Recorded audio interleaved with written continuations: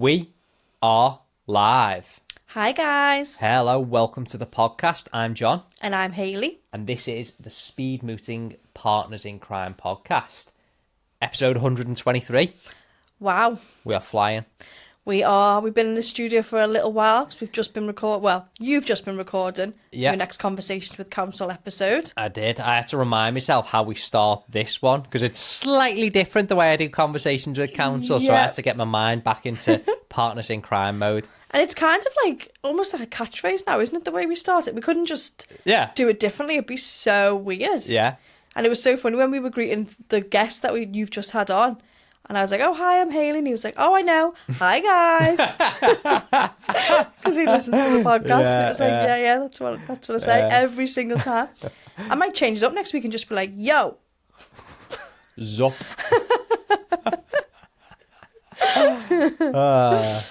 Yeah, it's quite warm in the studio today, isn't it? It always is. It always is, yeah. Always is. But yeah, we need to start, don't we, by naming the episode. Let's go. So 1, 2, 3. So we're going to use the 23 theme for this week. I can't remember how we did the last... 22. It would have been a Formula 1 driver, wouldn't it? So we're shaking it up. We're going to go a bit of football and a bit of wrestling today. God, we haven't had football for ages. We haven't, because we don't really care about football, do we, to be fair? But we thought, let's throw it in. Let's start with the football. Incidentally, I'm wearing blue today, aren't I? Mm-hmm. It's an Everton player. You're going to your first Everton game in a few weeks. Shh, we're not telling people that. Oh, we're not telling people, yeah. Keeping that on the DL. I say you are. The first time I'm going to see Everton play at home as well. Yeah. So, yeah. Yeah, for those who don't know, John is blue. He supports Everton. And I support Reds, I say, because I grew up in a Reds house and... I don't know, you just follow along with your family, don't you? Yeah. But I don't really care. I don't think I could name a single current Liverpool player. Yeah, because Mo Salah's gone, hasn't he? Yeah. But anyway, we took your mum to the Everton Stadium tour, didn't we, for her birthday? And I was like, oh, so cool. And then you keep meaning to go to watch like a friendly match, don't you, with your mum? And he was booking it, and I was like, I'll come. And my dad was like, what? You're going to an Everton match? And I was like, yeah, why not? He was like, because you don't support Everton. I was like, well, maybe a half don't. And he was like, no, you can't be half one and half the other. You can. And I was like, it doesn't matter. Yeah, of course you can. So, let us know in the comments, is that outrageous or is that okay? Well, I'll tell you what, this conversation as well is actually sort of legally linked because, of course, where do Everton play? In the Hill Dickinson Stadium. Yep. So, we're talking law. We are. So anyway, this first player, he retired. I think it was a year ago he retired now. Played fullback for Everton, Irishman. Go on. I was just going to say, if I don't know any current Liverpool players, I'm not going to know a historic Everton player, am I? All right. I'll give you some hints. So... his Christian name, he shares it with a WWE wrestler who's also Irish. Sheamus. Yeah. Really? Yeah. I don't know the second name. I was just guessing. I don't even know. What's the full name of the wrestler? He's just Sheamus. Oh, maybe that's why I don't know. I think we saw him in an airport one time as well. I remember, so we were waiting for a gate, and I did my usual thing of going to the toilet, last minute, just as we're about to board, and then running back. He likes to stress me out. I get so nervous in airports, I don't know why.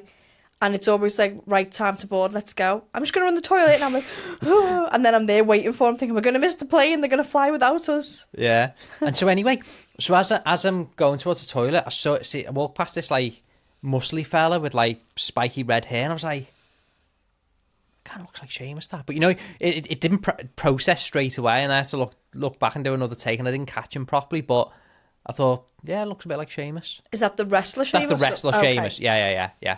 So the footballer, so I'll tell you his name because you're not going to get it. It's Seamus Coleman. Okay. Yeah, so he played for Everton for a long time, actually. He did about 17 years or so.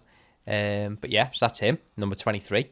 That's the link. He wore number 23 for Everton. Okay. And then there's a WWE link as well, isn't there? So this guy, his finishing move is a spear, and the way he does it is he bounces off one set of ropes, bounces off another, and he's been recorded as running at 23 miles an hour. Oh. So he has 23 on his singlet.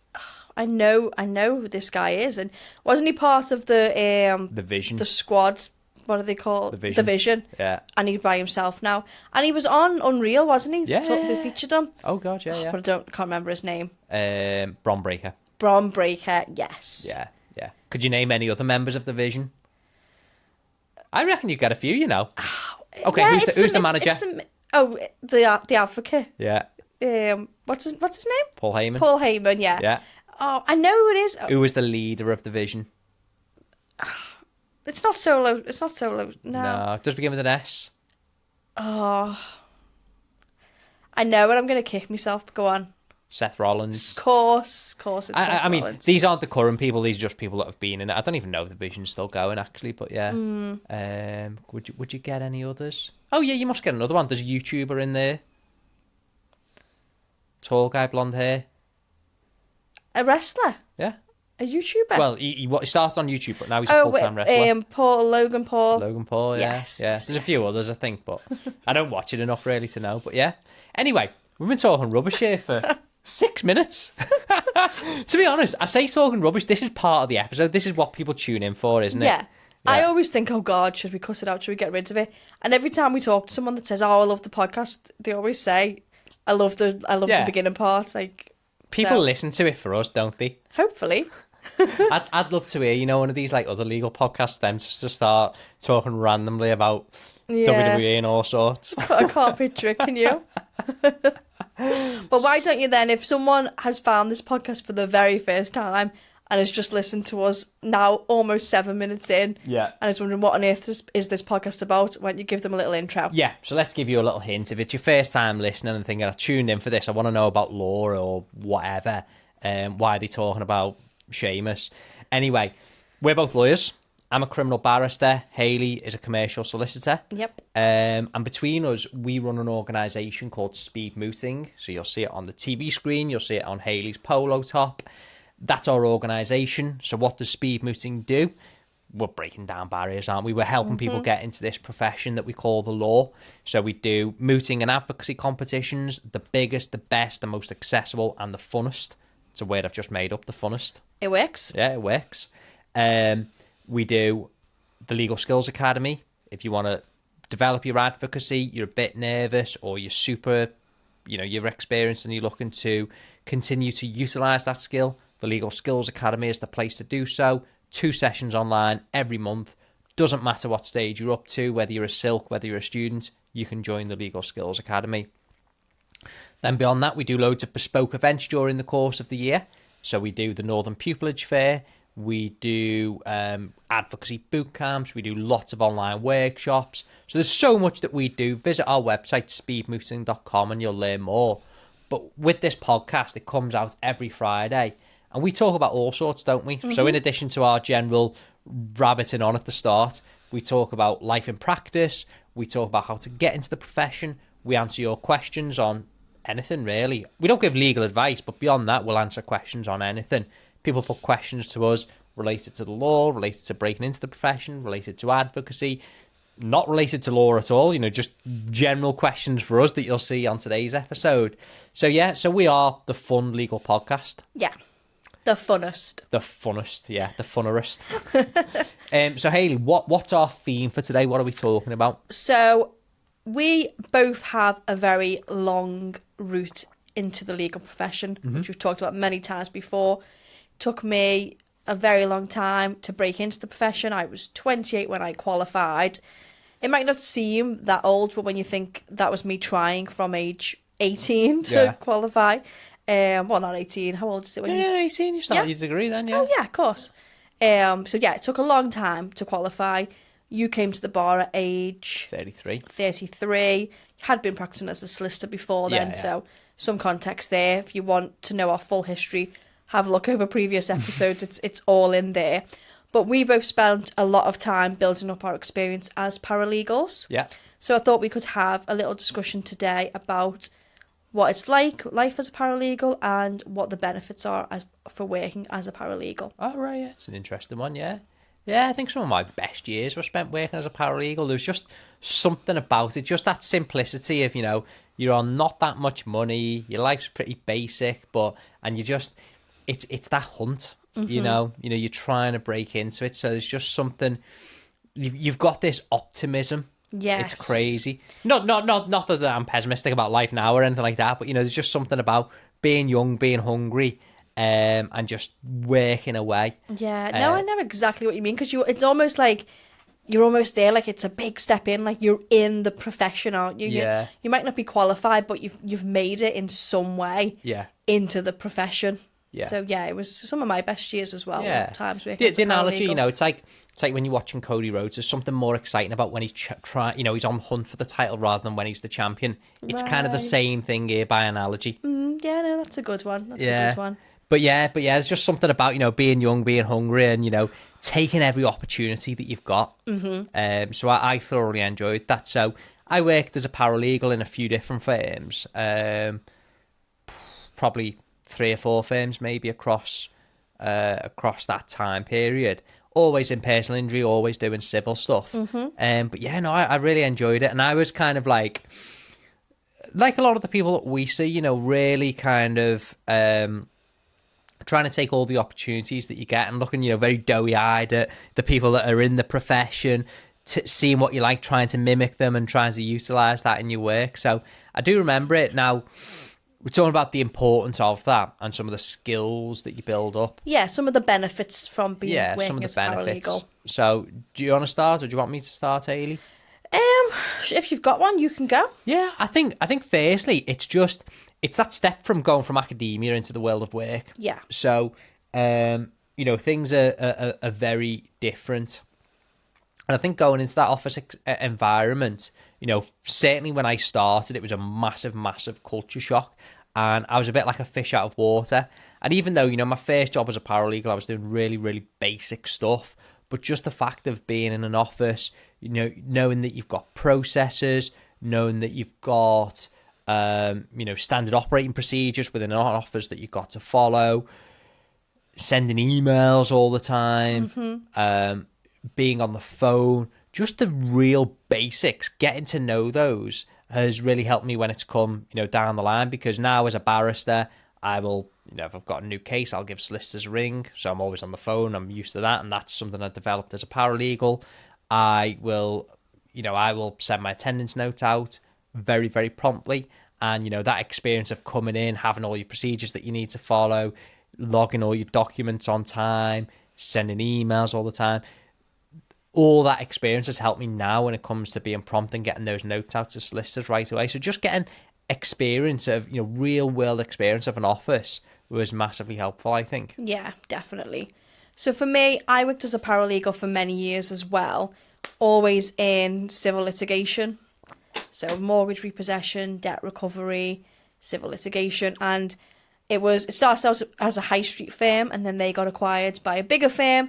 And then that firm was part of the Irwin Mitchell Group, which is how I ended up getting my training contract with Irwin Mitchell. So I think a big benefit for me from working as a paralegal is it debunks a lot of the myths about what the legal profession is really like. So you'll have this idea in your head, probably from, you know, movies and TV shows that you've watched, and there are some similarities. So, you know, life on Suits, you can see how that is similar to being in a commercial office, but also how it's very different as well. Yeah. Particularly the people that you work with. So one scene comes to mind from Suits, you know, where it's Mike Ross's first day and Lewis Litt fires someone in front of him to, like, show his dominance as the pupil, well, the associate master it is there, isn't it? Yeah. That would never happen in real life or in a real law firm, you know. The people that look after the paralegals, the trainees, etc., they do it for a reason. It's because they really are invested in your future and want to look after you. For the most part, you know, the seniors that you work with, the partners, the solicitors, are so friendly and couldn't give you enough time. I moved to the non-standard department, which was a big promotion for me at the time. I was chuffed because that meant I went from volume litigation to working on the files that the solicitors were running. So that was great. And one of the solicitors, Neil, was amazing. So he wasn't my direct supervisor, but I sat next to him, and I think back now, I must have, like, bugged him to death because I asked so many questions because I just loved the environment and I loved, what are you doing now, Neil? What's that, Neil? Oh, when are you going to court?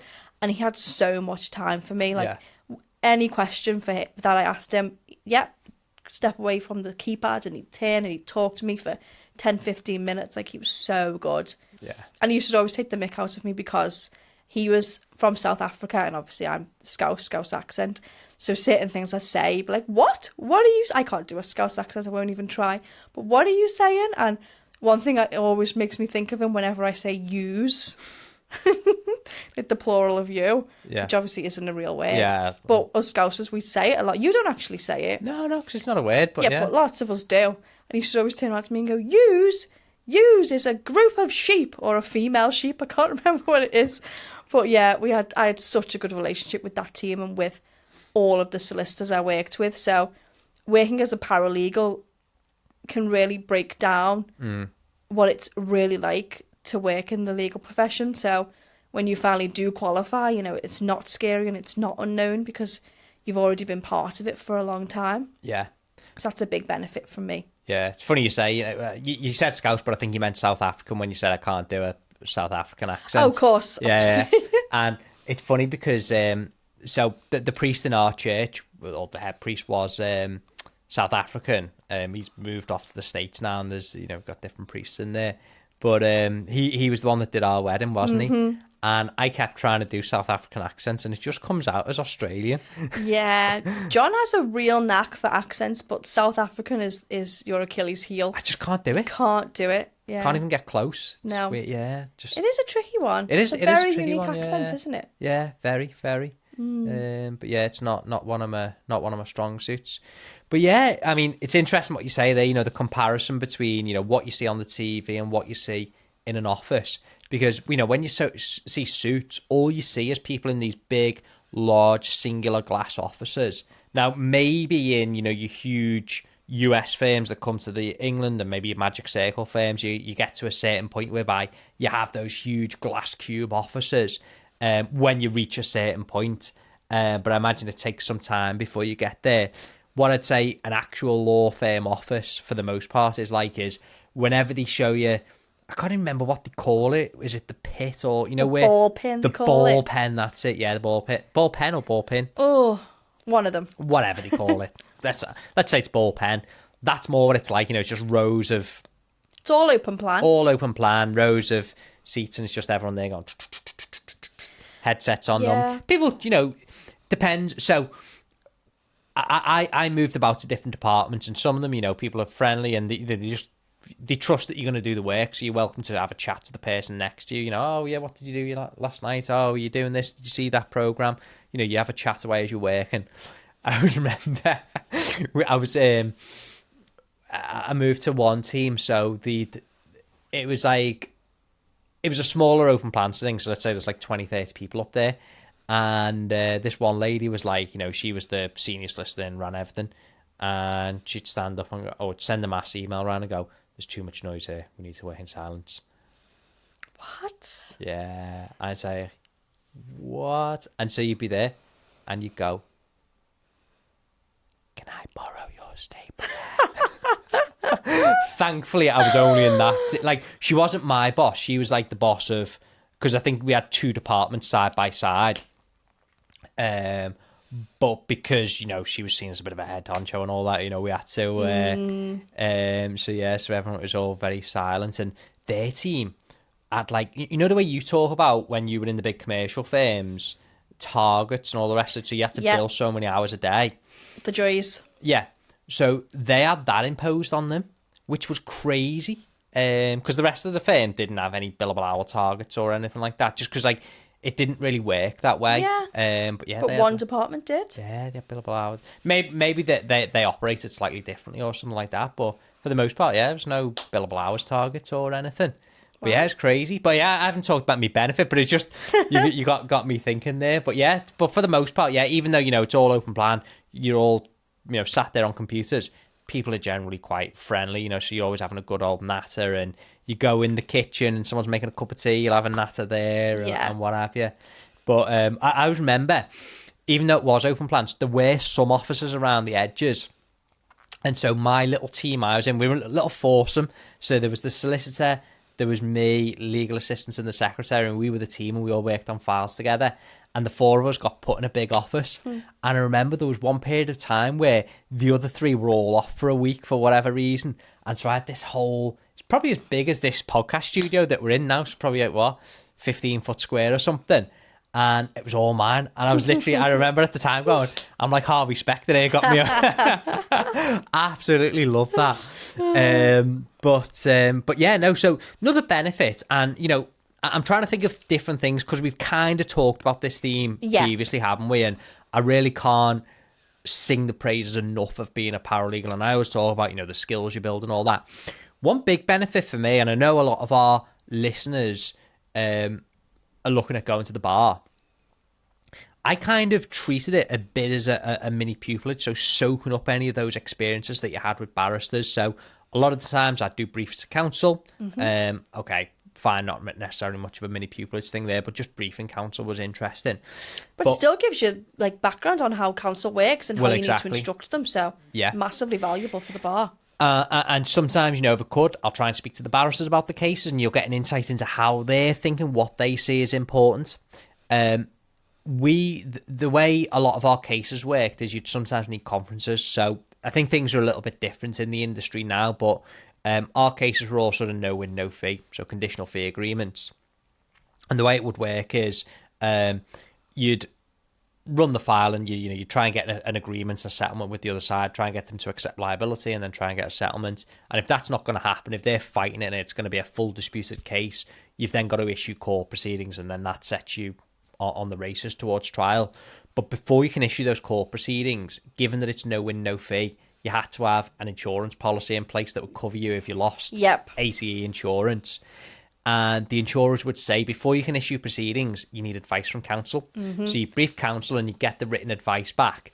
You need certain prospects of success before the insurance. 51%, yeah. So counsel needed to give you positive advice and say, we are more likely than not to win on this. Otherwise, the insurers wouldn't let you issue proceedings on it. And then sometimes counsel would say, I want a conference with this client beforehand. So sometimes they were telephone conferences, sometimes they were in person, and we were based over the water, but we brief chambers in town in Liverpool. So whenever we had the in-person ones, I'd always get on the train, go into town, meet counsel, have the conference. But that was just really good. You know, I treated that as a mini pupillage. Yeah. You know, because even though I'm working and I'm doing the actual job, I was still gaining so much from these little experiences.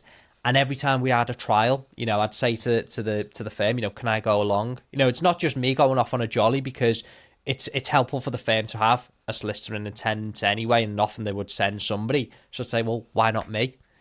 Two birds with one stone. A, someone needs to be there. B, I get the experience. Yeah. So, you know, I treated it as a very elongated mini pupillage from that point of view. Brilliant. I always remember one conference we did on site. And so this particular client wanted well, actually, I say one on site. I've done a few, actually. But yeah, one of them was in a nice pub in Cheshire. Oh, I was like, lovely. That was amazing. Yeah, really enjoyed that one. I think the best one I ever went to, but this was when I was a trainee, was a really posh golf course. Oh, wow, yeah. That was, I think, were we refurbing it or expanding it or something? I can't remember. But yeah, me and the partner got to go. I want to say maybe somewhere in like Cheshire way or something, but yeah, it was a very posh day out. Yeah. Very posh. One question that comes up a lot with pupils and junior tenants is, can I even get a mortgage? At the early stages of a career at the bar, income does not always look straightforward on paper. Pupillage awards, self-employment and variable income can make things harder to explain to a standard lender, even when the reality is perfectly sensible. This is where Henry Donnell come in. They are a specialist mortgage and protection advisory firm who have built a strong reputation for helping barristers. Their advisors understand how a career at the bar actually works and can speak to lenders in a way that reflects that properly. And it's not just mortgages. With self-employment, protecting your income matters too, especially if illness or injury affects your ability to work. So, if you're looking to take the next step onto the property ladder, or protect the plans you have in place. It's worth having an initial conversation with Henry Donnell. But yeah, it's interesting what you say about the open plans, because I worked in firms for so long, obviously as a paralegal before and then qualified. So I've seen the dynamics change over the years. So when I first joined, the paralegals, the call centres, etc., they were all in the open plan environment. And most of the solicitors were in the open plan environment as well. But the partners or the managers, they were back in their own offices. Right, okay. And the atmosphere in the office then was hustle and bustle. Yeah. Shouting, everyone on the phone, everyone talking. Like, there was no question of saying we need to work in silence. It just wasn't the open plan environment. And it was great. It was fun. And, you know, you could talk to people. You could listen to other people on the phone. It was fine. It was amazing. And then COVID happened. I think, actually, no, even before COVID happened, they started moving towards just more general open plans. So pre-COVID, even the CEO was in the open plan with us. Wow. Yeah, because it was really funny, because I worked in compliance at the time, and I reported to the chief compliance officer, who reported to, you know, the CEO, the main guy. And, he was a character. I loved him to death, our CEO. He was brilliant. But he'd always, my boss was really funny. And if he pulled me over to be like, what's going on with this risk or this report? Because that was what I used to do, assess risk for the business. And if there was a risk that was assessed, I had to like put action plans in place and chase down people who weren't doing it properly and, you know, all that good stuff. And the CEO sometimes would be like, Hayley, bring your chair. And he'd like take me over to his desk, and I knew I was in, either for grilling about like my personal life, because we just got on so well. You got a boyfriend yet, Hayley? Yeah. You know, that stuff. Or what's going on with this risk? And my boss would always be like, no, you don't grill Hayley, you don't talk to Hayley, you talk to me. Hayley reports to me, like there's a chain and like protecting me. So it would always be when my boss was off, Hayley, bring your chair. And you're like, oh God. Because he was just a couple of rows behind me. So it was already very different. Yeah. But you still had that hustle and bustle environment. It was great. And then COVID changed things a lot, I think, because when we all started going back to the office, half of the people were in, half of them weren't in. So the offices were always emptier by design and naturally more quiet places. Yeah. And I think even though it's come back from that a lot, I think most people are in 2-3 days a week at least now. So the offices are more full than not full. But I think that quiet atmosphere has kind of stuck around. So when I left private practice 2.5 years ago. Nearly, yeah. And it was still a very quiet, subdued atmosphere in the open plan office. And I really miss the way it used to be before. And so much so that most people, myself included, when you had, you know, long calls, there'd be so many off-site, like, quiet rooms with the telephones that you'd just go and sit in a quiet room to do your call, because you just felt like, I can't take this call in the office now because it's so quiet out here. Yeah. It's going to disturb people because no one's making a peep, or every now and then there'll be 1 or 2 conversations, but it wasn't the same. And I wish I could go back to the pre-COVID days of being like a crazy hustle and bustle, really fun environment, because that was when I loved it. Yeah, say exactly the same age. Just the way you describe that, then I'm just visualising it in my head. I'm going back to that. You know, I can just remember it. And like in a row, you got so many people on the phones, and we probably my favourite department I worked in when I was at camps. You know, we were doing the ELPL stuff. I always remember, you know, how busy it was, and then we had there were so many Polish clients, for example, that we had like a whole Polish team there, loads of Polish interpreters, and I remember they were on the other end of the row with us, so we'd hear them having their conversations in Polish. It was so good, wasn't it? And we used to have like a tea schedule, because we all loved drinking tea and coffee so much. So if it was your turn, you took a tray and you were making like 8 teas and coffees at a time. Like, it was such a good time. Yeah. I'd love to hear now, if you work in an office, if you're a paralegal now or a solicitor, has it gone back to the old days, or is it still kind of the quiet, subdued, serious vibes? It's not the same, is it? It's not the same. And yeah, I'd love to know that, you know, you're working in a place where it is fun and full of joy and excitement, because they were the days. Oh my God, they were. In my day.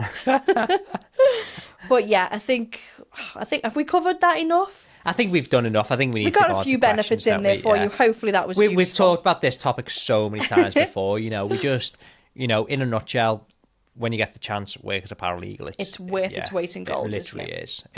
And I think that's what started to get me my pupillage interviews, where I could talk about that experience. So yeah, but let's deal with some questions. I'll get them up. Do you want to tell people how they can get their questions to us? If you want to send in some questions, there's 3 ways you can do so. Our guest who we've just had a joke about this with us. You had there's 3 ways.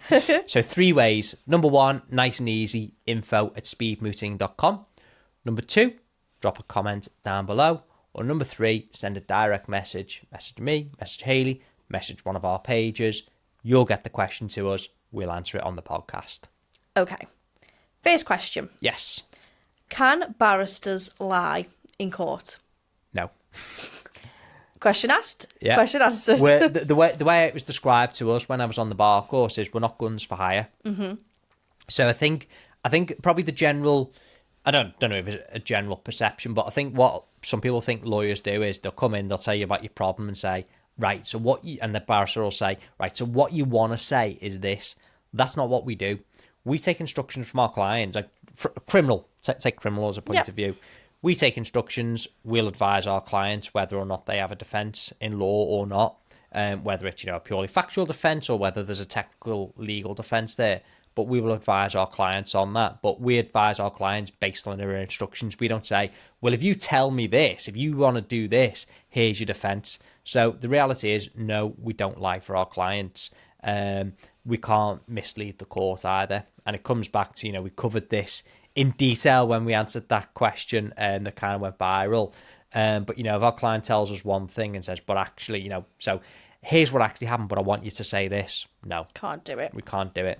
We have professional duties and barristers treat their professional duties with the utmost respect, or I certainly do anyway, because, you know, you just work too hard to get into this profession to throw it all away for a case. Yeah, definitely. And, you know, the consequences of breaching your ethical duties are not worth it. You get struck off, worse, you know, you could go to prison yourself, you get into a lot of trouble. Like, we couldn't sit here and honestly say no barrister will lie in court. There probably are some really dodgy ones out there. The same that there are everywhere, but they're the ones, you know, that they're playing with the life every day, and it's certainly not the way that the profession operates, and not the way I've ever met any lawyer who operates that way. No. Definitely not. And as John said, why would you? You've spent your whole life breaking into this profession. You're not going to throw it away for one case. No, never. Not at all. We watched a show recently, didn't we? I'm trying to think what it was now. It might have been the David Tennant one. And the way he was portrayed, if it was him, he goes into clients and he goes, so we say that we weren't there and we didn't do it. Do you remember, was that show? I think it was, and he spoke in such a weird way, and it's like, no wonder the public have this perception of lawyers when this is how it was a good show, don't get me wrong, and that's how they're portrayed on TV. They're like, why is he speaking in this weird tense, and why is he coaching his client? Like, just no. It's never what happens. And you'd never get away with it, you know, just thinking this out loud, because, yeah, sometimes you'll be in conference with a client by yourself, but at any given day, you know, you could have a student shadowing you, you could be looking after a pupil, your solicitor could be in the room.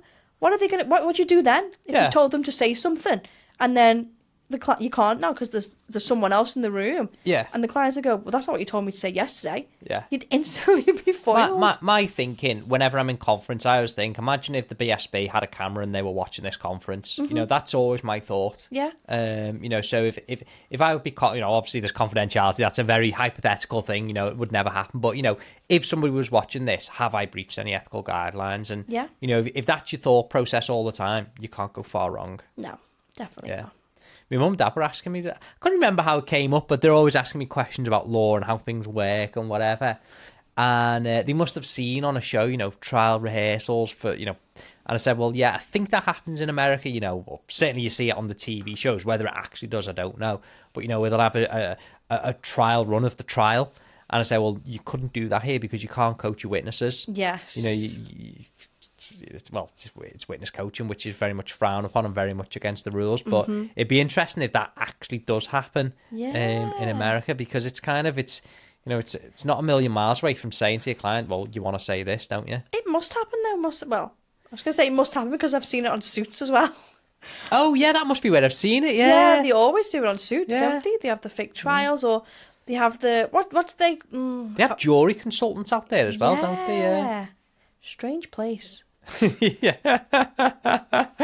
that's how it came up, because my mum was saying to me, when you guys elect your jury, do you put questions to them? Or I was like, no, it doesn't happen. I said the jury fill out like a basic questionnaire beforehand, and if anything crops up, counsel will be addressed on it, but for the most part, no. Oh, this is a question that just came to our LinkedIn, actually. I've just remembered go on. today. So we put up a video from a few episodes ago yesterday. Yeah. And it was about Hollywood myths versus reality. So very similar to what we're talking about. And I was saying, does it ever happen? Well, yeah, does it ever happen in UK courts where counsellors approach the bench and you go and you have your little whisper? And you were saying, no, that would be a point of law and the jury has to leave for that. And the question that this person asked on LinkedIn was, does everybody have to leave for that? So, the press, the public gallery, or is it just the jury that has to go out? Yeah, just the jury that they'll kick out. So the public gallery's still open at that point. Yeah. Yeah. So everyone else can stay. Yeah. The rest just the jury has to go out for a point of law discussion. Yeah, because it's still open court, so it's still proper legal argument, so the public can stay in for that. Yeah. But the jury wouldn't hear that. Bail applications, for example, they happen in chambers, so they're all in private. So you're not even allowed, other counsel from other cases can't sit in court on those. But when it's just the general point of law, the public can stay in for that. Yeah. I remember being so surprised when I learned that a hearing in chambers doesn't mean you're going back into the judge's room. That's what I always thought it was. You're going behind the courtroom and sitting there with the judge, because that's what they do. That's in America, isn't it? Yeah. And it was no, it's still a courtroom, isn't it? You just say this is judge's chambers now. You can't go in. Yeah. Oh, I'll tell you what. So what normally happens is, they'll have a piece of paper that they'll put on the door. When a court is in chambers, so the usher will put something up, and it prevents anyone else going into court because you can see. And I was in a particular court a few weeks ago, and the usher must have just, for whatever reason, just didn't get to it. And I obviously didn't see this, and I pushed through, and I could see the court's in session, so I'm about to just walk in and sit in. And luckily, the usher must have been on her way to put the sign on the door, and she went, "No, judge, the court's in chambers." Oh, thank God she didn't. What would have happened with the judge? Oh, nothing would have happened, because the judge would have just said, "We're just sat in chambers." Right. But I think it was a particularly grumpy judge as well. One I've wouldn't not have been been in very front happy of before. So the usher probably would have gone into a bit of trouble, and yeah. Wow. Yeah, but yeah. Right, one more question before we finish. Okay. And this is a fun one. Go on. So someone's asked, if you don't know, don't know if you've seen the long shot of us, but we are expecting our first baby. And we won't give away the exact due date, because then everyone says, oh, is baby here, baby not here. Yeah. You don't want that stress, but we're almost in the third trimester, I'll say that much. And someone asked, who will be the stricter parent, John or Hayley? Oh, I think definitely me. I don't know, because you are a bit of a goofball, and I can be I've got a lot of nieces and nephews, and I can be quite strict with them sometimes, more than the parents. Yeah. We always laugh at this because my brother's got 4 kids, my sister's got 6, and both of them to the nieces and nephews are quite tame. Oh, don't do that, Michael. Oh, Billy, you shouldn't really do that. When I'm just hey to them both, and I'm like, because neither of them are mine, so I can tell them off equally, where my sister says when it's your kids and then your nieces and nephews, you feel like you can't tell your nieces and nephews off the same way you can your own kids. Okay. So it'll be interesting to see if I'm not as strict with my nieces and nephews once I'm a mum myself. I wonder, yeah. That'll be very interesting. I wonder. It is funny, my my nephew came round. I was about to tell this story, yeah. Yeah, so he's 4 and he's a little wildling. He's adorable, our Kenny. He's still got long hair because his mum and dad just don't want to cut it, and he's funny, isn't he? He's a character. He's a character. And so John was at court, and my sister came to drop my niece off, Abby, my eldest niece, because she does a bit of admin and social media work for us, doesn't she? And I said, I'll come in for a cuppa.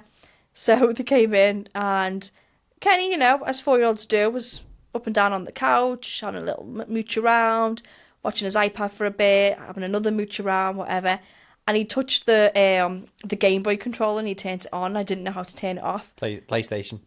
What did I say? Game Boy. Game Boy. That's very retro, isn't it? He touched the PlayStation controller, and then they seeing them off. John came back from court a little while later, and I was like, "Oh, I need you to turn the controller off. I don't know how to do it." And he was like, "Why is it on?" I was like, "Oh, Kenny turned it on. Kenny touched it." Well, why is Kenny touching the PlayStation controller? Like, it's not a toy. Why is he touching it? And I was like, because he's a 4-year-old little boy, and it was lying there, and he picked it up and played. Like, that's what kids do. And he's like, And then you're upstairs in your office then typing up your notes and stuff. And me and Abby were laughing, going, "Oh, it's going to be funny to see John when he's got his own little kid running around wild." Yeah. Well, you have this idea that, like, I nearly revealed the gender then, which we're not going to on the podcast, are we? But you have this idea that they're going to be perfect and well-behaved 24/7 and never misbehave. Yeah. Any audience member listening who has kids will know John is in for a rude awakening. Yeah, you're going to be surprised when you see this, like, perfect child. I can't wait, yeah. I know. Do you know what? I'll be writing books on it, won't I? It's funny though, because you think as well, like, that you and your brother were obviously perfect children and were never naughty and sat quietly in every restaurant and never misbehaved ever. This is the tale he tells me. And a couple of months back, your mum and dad were talking about you when you were little, and they go, "Oh, I remember John when he was about 2 or 3. He wouldn't sit still for a minute. It was wild." And I was like, "I ain't got a minute." This isn't what John it was tells a specific me. story, wasn't it? Of yes. He was somewhere and I was running around. Yeah, I can't remember. Yeah. You tried to escape from nursery and all kinds. Oh, yeah, escaped from school a few times, didn't I? Yeah. So we'll see. We'll revisit this topic in about 2 years' time, and we'll see where you stand. Yeah. And you'll be like, "Wow, John, I can't believe I ever doubted you. I can't believe how perfect our child is." Yeah, I'll be like, "There they are now, sat in that chair. Didn't even know they were here because they don't make a peep." Yeah. They'll be like, when they're 2, they'll be on the podcast and, having a little natter with us. "John, tell us about advocacy." Oh, yes. Yeah, 100% 2-year-olds will be having those conversations. Yeah. Anyway, that brings us towards the end. If you're still listening at this point, well, we'll say the chart's good as gold, so give us a gold emoji. And being a paralegal, it's worth its weight in gold. Oh, indeed it is. Yeah, So it's the gold episode, isn't it? Yes. Got a bit of gold on the polo shirt. Mm-hmm. So I've certainly enjoyed recording this one. Hayley, have you enjoyed recording it? I've enjoyed recording it, John. I hope you've enjoyed listening, and until next time, cheerio. Bye, guys.